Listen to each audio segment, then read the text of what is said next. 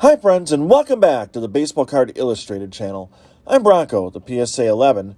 Normally on Mondays we do Pick a Prize Monday where you have a chance to win the prize package of your choice. However, the basketball season came to an end yesterday for my team, and I'm going to be off at the team party celebrating. You can actually see the trophies that we won for taking second place in the tournament right here on your screen.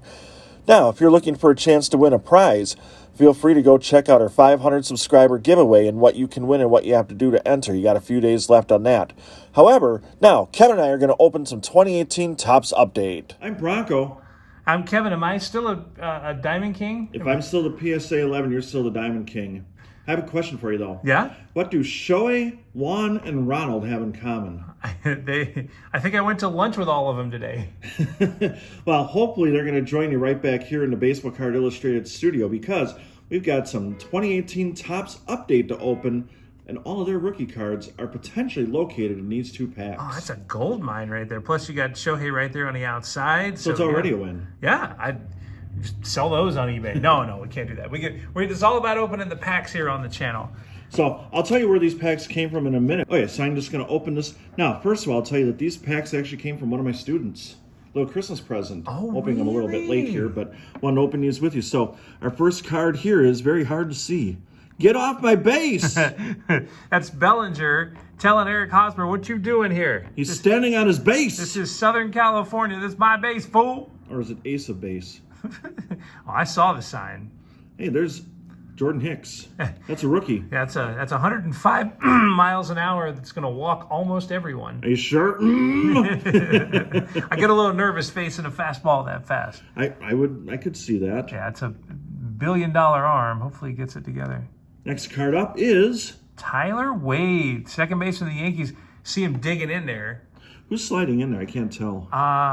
Blue Jays, Kevin Pillar, maybe? That's kind of hard to tell. Yeah. Well, maybe we can tell the next card. And it's He's upside down. That's part of the problem. It is Luis Severino. Oh, nice. What's All-Star action. I was gonna say that's a different feel there with the hat, the jersey, the whole thing. Luis Severino. Man, you got to think if you're a pitcher coming up in the Yankee system and you do anything at all, you got a home for life. Like they've got the money to pay you. You got that right. It is a Blue Jay on that previous card, but I'm not sure what player it is. I'm still going with Pillar. That's my over/under. How about Joe Musgrove? Joe Musgrove, owner of Musgrove Ford. Owner of a no-hitter and a significant no-hitter, the only one in the history of the San Diego Padres. That's right. That was early in 2021. Yes, it was, and that was the last franchise that did not have a no-hitter. Which means now that list is complete. There's another list. Teams that have made it to the World Series. Only one has not. I should know this. Only one of the current franchises has not made it to a World Series. And it is physically very distant from all the other franchises way up there in the northwest. Seattle. Yeah. I kind of knew it, but for some reason I couldn't get Texas out of my head, probably because of this card of Jurickson Profar. Yeah. The multi-position talent and offensive talent, Jurickson Profar. Oh, look at this for a throwback. Card. Well, Doc Gooden. Oh, man. Now, is Doc Gooden one of the cards you might find in 1984 Topps Super? Oh, that's a good question. We'd have to look at that checklist. I don't think so because his technical Topps rookie was 85. That's right. He was in the league in 84, but when they made those cards, he was probably still in AAA. Well, I guess they're not quite. They might be super, but they're not the Dr. K. That's a nice Doc Gooden, though. I love when he changed his approach to pitching and we called him Dr. 6'3". That's kind of later in his career. Danny Farquhar. The thing about Danny Farquhar, too, is like... There's a thing about him? No, I didn't know that. He's made his way through several organizations, and he's been pretty good wherever he's gone. He just hasn't ever settled in as like a top-notch closer or anything, but he can pitch. Marcus Walden. Pitching in those goggles is a good idea. I think more people should do that. I can say Corbin Burns did that for a while when he first got called up to the big leagues. He's kind of thick. He looks like Christian Vasquez trying to pitch. I'm going to say, that definitely would not have been a thing when you were young. No, Chris Sabo did that when I was young, and he was laughed at. Not pitching, he was just playing third base. Ariel Jurado from the Rangers. Also doing the goggles. Yeah. Is this a thing? Maybe it is. It's an all goggle pack here. Mustaches in 1984, goggles in 2018. Who knew? It's a thing. Part of the analytics. It's happening, folks. The more goggles, the better. Oh, I saw the Braves card and I got a little bit excited. Mm-hmm. Rookie debut in 18. Yeah, this was one of the base pieces of the team that won that 2021 World Series. Like, once they were there, it was different, obviously, with the injuries and all. But, man. As they say in Atlanta, it's like a cat with its tail in a hot bowl of chili. They don't say that there, do they? If it's birch chili, yeah. From Waffle House, yeah. What's the thing? Long-tailed cat in a room full of fans? Yeah, see, I knew there was something to do with a cat in there. Scared like a long-tailed cat in a room full of fans. And we're going to do Sean Doolittle. And Nationals. Does he have eyewear too? Yep. This really is the all eyewear pack. So this is the new way pitchers are protecting themselves. Hitters, you have batting helmets, we have goggles. And we know how to use them. Congratulations. One pack down, one to go here on Baseball Card Illustrated. Kicking it old school. No, we're not kicking old school at all. We're kicking it 2018 update school. I don't know. For some people, 2018 is old school. Like, a lot's happened since then. Hey, Alex Bregman. Look at how happy he looks. As much as he hasn't been banging on the drums all day yet. Exactly. As much as I want to dislike him, I like him. Like, as much as I want to say, this guy is, part of that cheating and all the other stuff, like, he's fun to watch. He's a good hitter. I was going to say, and he doesn't have quite the stigma as, say, a different infielder on that team does. Second baseman, yeah. Archie Bradley. I was kind of like him because of the facial hair thing going on. Yeah, also known as Beard from Ted Lasso. Congratulations. Not sure what's going on there, but... In Arizona, this is how you have to get out. Do a little bit of looking skyward. Oh! Yelly. Now, remember this. This is Christian Yelich from when Christian Yelich was superhuman.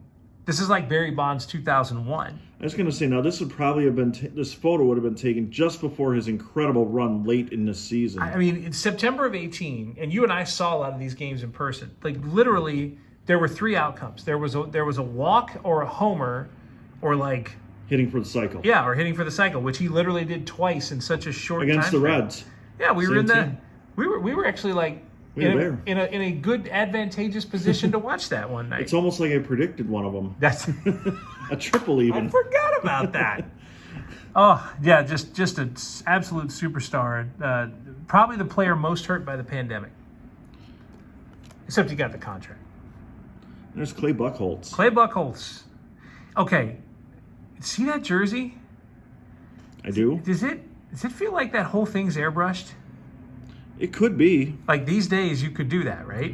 I was going to say, like, the airbrushing techniques today are so much superior to what they would have been on, like, say, 1989. Yeah, when they just blew just literally blew out the color of the cap or whatever. Like, the logo wasn't even really on the hat fully because they didn't know what they were doing. With the technology now, though, you can make it look like he's wearing a Diamondbacks jersey. I'm going to guess he's pitching for the Red Sox there. Maybe.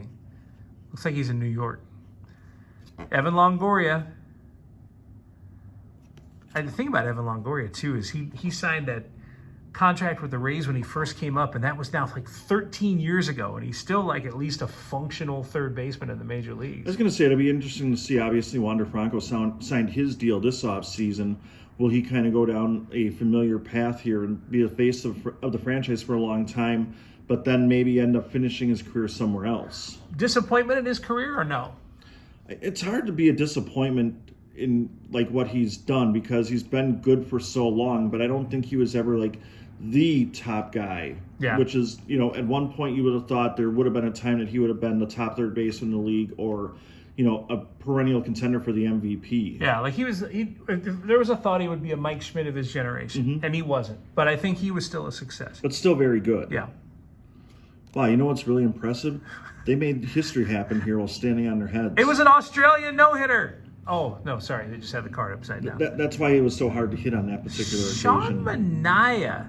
Omar Minaya? Omar Minaya just no-hit the Red Sox. That's a legitimate smile right there, isn't it? That's the smile of a no-hitter. Does it count if you throw a no-hitter at the Coliseum, though? Because you're getting like 2 or 3 free outs based on all the foul territory at that stadium. And just how terrible the place is and how no one wants to be there. Jack It's a Flaherty. no fan. That's an easy thing to throw there. A no hitter, a little bit harder though.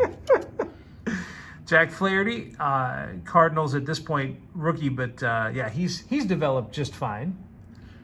He's been a tremendous pitcher for the Cardinals. And Matt Moore is going to spike one into the ground here.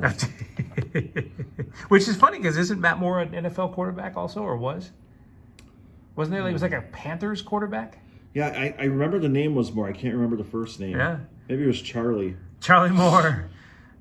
It looks like, by the way, it looks like Matt Moore's throwing a knuckle curve there. See the one finger dug in? That looks like a knuckle curve coming. I feel bad for that hitter.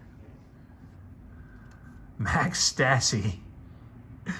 It's one of those names. He's going to Quisenberry the ball down to second base here. Every generation has like a handful of names that you heard 1,000 times before they ever actually played much in the show.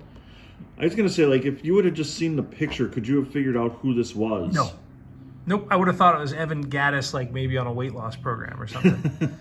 Like Max Stassi, like it's Greg Jeffries of his generation. Oh.